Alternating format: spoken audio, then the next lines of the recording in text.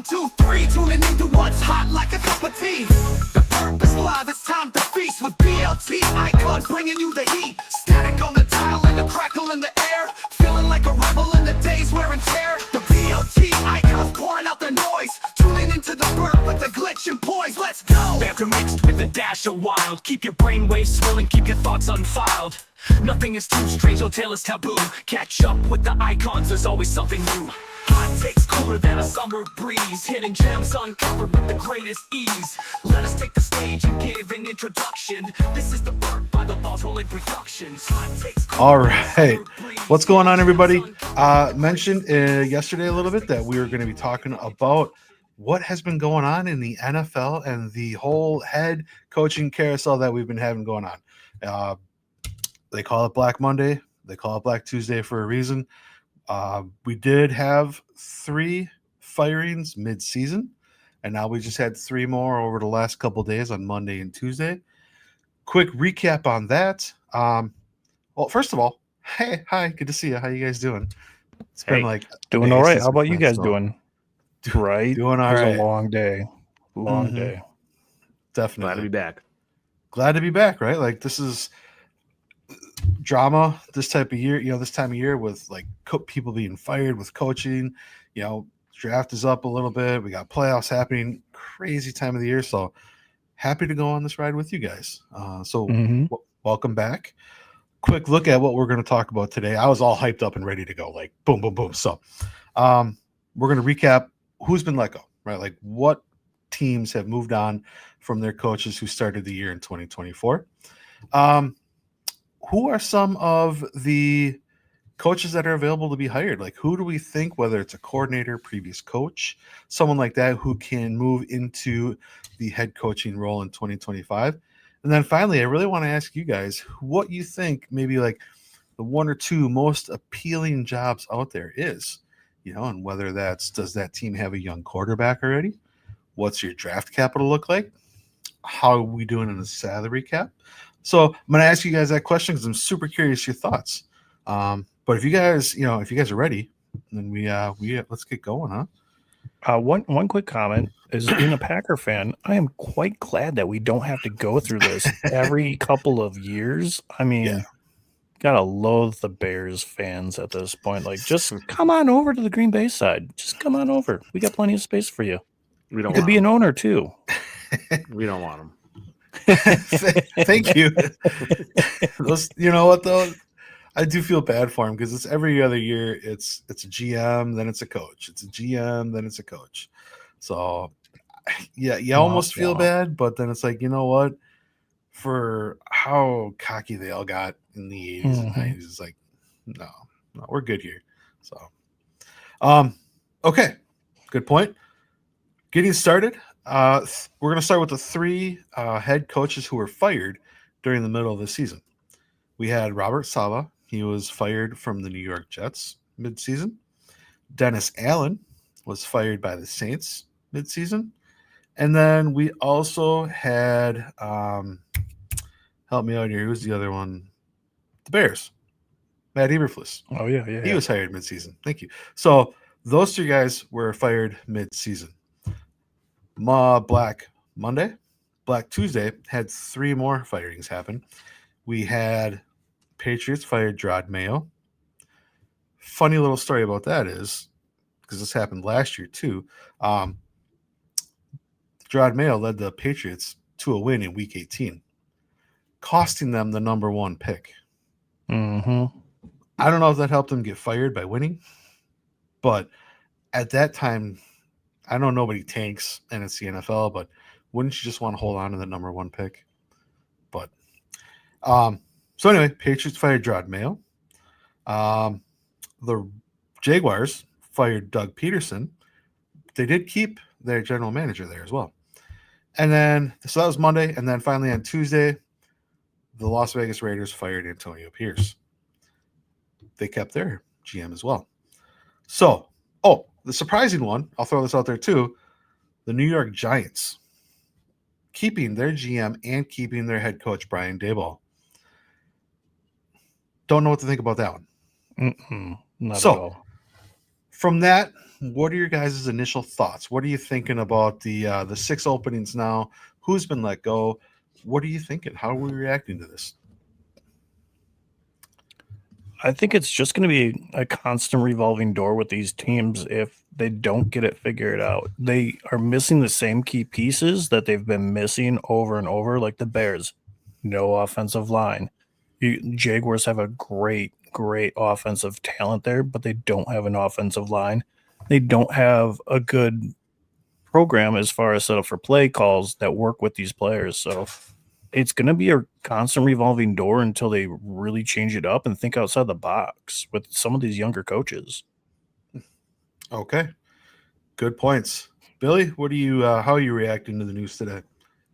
Well, going back to midseason with Eberflus, man, I knew he was cooked from that Thanksgiving game. That was such poor clock management. Yeah. It was a peewee football move. He Mhm. doesn't deserve to be an NFL coach, but with that clock management, so that one doesn't surprise me.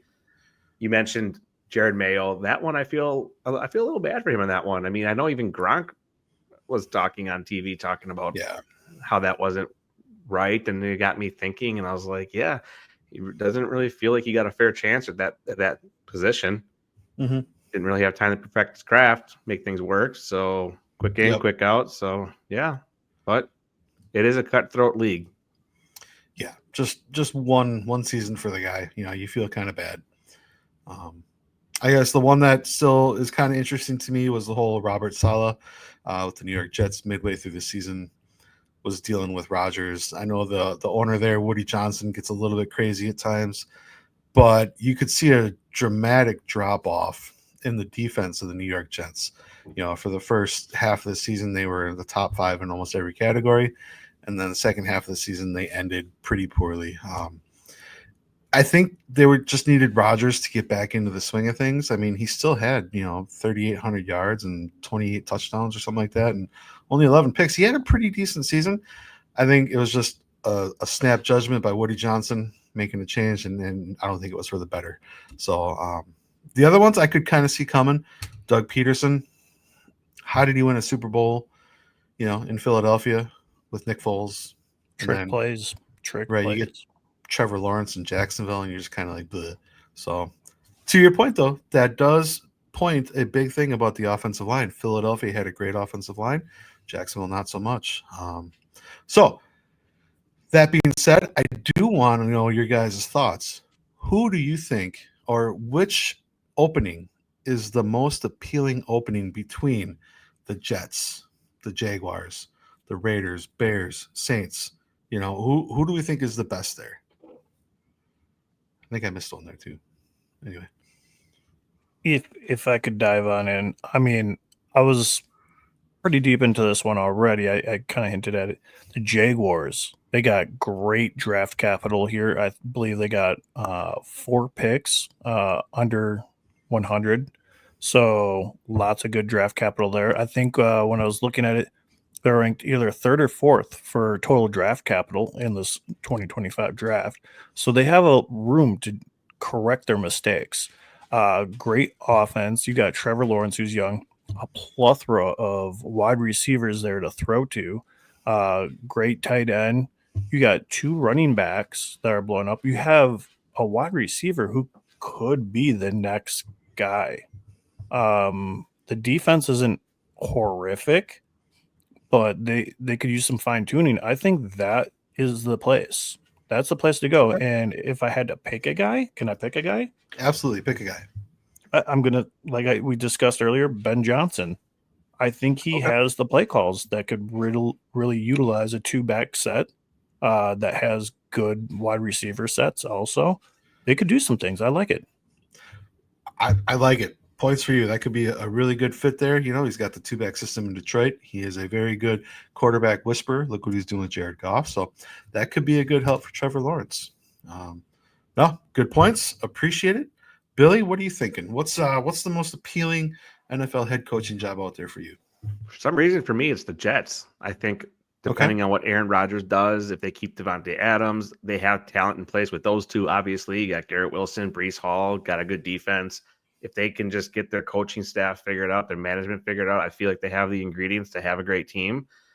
but I feel like the Jets are always going to jet, and Jets are gonna jet. I Yep. just feel like that's a Mhm. cursed franchise. But it is appealing to me because I feel like after watching that game, that could possibly be Rodgers' last game. It looked like he had some flares of his old self. He had a great game, Yeah. and I don't know. It does interest me a little bit to see what they could do with good pieces there. For sure. Again, great points there too. The Jets are always going to jet, yes, but I do think they have a good foundation to make something happen in New York. There. Okay, very cool. The one that I would go with is actually going to be Las Vegas.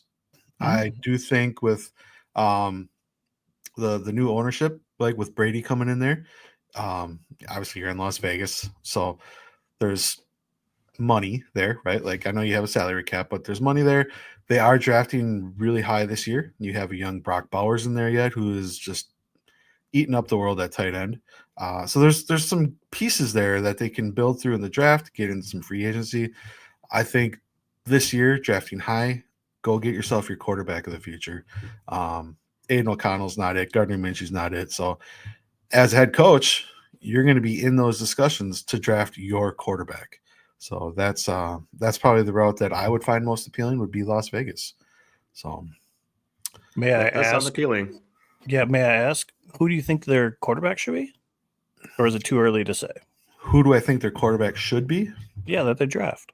Okay, so I think honestly, the best quarterback in this draft I think is Cam Ward out of Miami. Oh yeah, Um, hands down, hands down. I agree. Second best is actually I would go because I think he's going to fall to them maybe, and it might be high, but Jalen Miller out of Alabama. I Really? almost put him even with Shedeur Sanders. So, but yeah, I think Cam Ward would be the best fit in Las Vegas. I think he's the best quarterback in this draft. But you know what? I don't even know who I would put in Las Vegas for the head coach there. Um, I want to stay away from the defensive-minded coordinators like Brian Flores, or some of these guys like Aaron Glenn. I want to keep them out of there if I'm getting a young quarterback. So I got to go find, somebody who can be a quarterback whisperer. We'll say, maybe like a Joe Brady from the Bills, and what he's doing with Josh Allen. That's about it. There's not a lot there because there's a lot of defensive coaches out there, and like I said, so some of them were like Brian Flores, Vance Joseph, Jeff Ulbrich, right? Some of these guys are all defensive minded, and I don't want to stick them with a new quarterback. So I'm interested to see how that one plays out. So Good point. any thoughts? Who is the one guy, if you were a GM, who's the one guy you'd want to get to be your coach Ooh. Out of this list, out of this list? Yep. I'm going to lean towards Doug Peterson. He's got a Super Bowl to his resume. Did it once. Maybe he can strike twice. Okay. All right. I'm still sticking with Ben Johnson. I mean, I like what he's done with the Lions and how they've blown up. I'm sorry, I'm on that train. It doesn't matter what team he goes to, that offense is already going to be better. Sure. Okay. No, I like it. And I kind of lean towards the Joe Brady's. I think again what he's doing with Josh Allen, all the different stuff he does in Buffalo there. Otherwise, here's a sleeper name for you too. It's Mike LaFleur out of Los Angeles, the Rams. He's gotten in week 18, he got to call the whole game. He's an offensive minded guy too. So, and he's Matt LaFleur's brother. So, hopefully you get the smarts going there too. So this was a lot. We just put a lot in here in the last couple of minutes. I appreciate you guys being able to hop on here and kind of go through this. Super excited to see how this plays out. There's a lot to see here. Obviously, most of this should be done pretty quickly. Some teams are going to wait for the Ben Johnsons and the Aaron Glenns and the Steve Spagnuolas, some of these guys that are in the playoffs. So some of this stuff will wait. But some teams, okay, last note. Right now, you got teams that are interviewing guys like Rex Ryan, Byron Leftwich, some of these other guys. They're going through and they're trying to build a list of people, right, that you can possibly fill with coordinator jobs. I don't believe any of the people that are interviewing right now are going to be head coaches. but it's interesting to hear the name. Like, and again, like a John Gruden. I know that teams like Las Vegas did reach out to Bill Belichick, see if he'd be interested in Isn't leaving the McCarthy UFC. on the list too? Okay, good point. McCarthy. He's only got 6 days left of his contract with Dallas, and then he is a free agent per se after that. So if Dallas doesn't re-up him, he's available too. We didn't even talk about that. So Mhm. Dang. that would be interesting. I actually forgot about that Rex Ryan piece. What if he made a return to the Jets? Oh, wouldn't that be something? That would be something. I mean, he's the last coach that took him to the AFC Championship, so Yeah. it might not be terrible. They might welcome him back with open Yeah. arms. I personally think he's a little too much of a character, but Yeah. Oh, yeah. kind of is good on ESPN, we'll say. So, but that is a great call. That I'd be super interested to see him go back to New York. So, wow, I'm already, I'm like, my mind is all over the place. Again, I appreciate you guys hopping on real quick to talk me through this, and man, that's a lot to think about. So, all in all, Right. so excited. We got a little bit of time left. Final thoughts, Luca. What do you got? As long as nobody leaves Green Bay other than Joe Barry 2.0, by the looks of it, I would like to see us try to steal somebody who is established out there and maybe put them in a position that could thrive. This guy that we have now, like, great, it was his first year and all that stuff. Let's give him another year. But when you see names like Vance Joseph out there, like, could we steal him? Like Aaron Glenn and what he's done there. He's the one who wanted Arnold. And Right. Arnold, we all knew was going to go to the Lions. And he developed them really, really quick over the year. I believe Arnold led the league the first half of the year with penalties. Correct me if I'm wrong. But the way he snapped him into his role and how he developed so quickly by game 17, Sure. if that's even a possibility to upgrade just a little bit there, why not? I'm okay with it. Okay. No, good. Right. Let's go steal some guys, huh? Mhm. Billy, final thought. It'll be cool to see where these coaches or these coach candidates land, see if they can turn some of these struggling franchises around, see if it really was a coaching issue, see if it really was a player issue or a talent issue. So it'll be nice to see what these new coaches on these teams, what they can bring to the table. Perfect. I am super excited for this. Busy couple weeks coming up here, busy couple months. Some of the favorite times in the NFL or the NFL offseason. So it's always drama. Love the drama. It'll be great Wow. material for us to talk about in our full length Yes. episodes. Absolutely. Yeah. Again, thank you everyone for listening in. I know this was a quick follow up to Black Monday, Black Tuesday. Appreciate it. And y'all have a good night. If your team's been affected by a head coach loss, we're sorry. Not sorry. Not sorry. All right, everybody. See you next time. Peace. Tune into the Burp. Let's get it. Let's get it. Get it.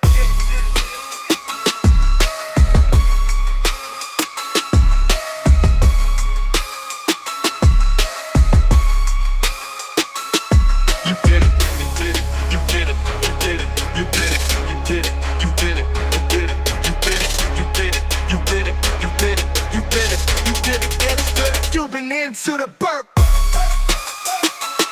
Let's get it. Let's get it. Let's get it.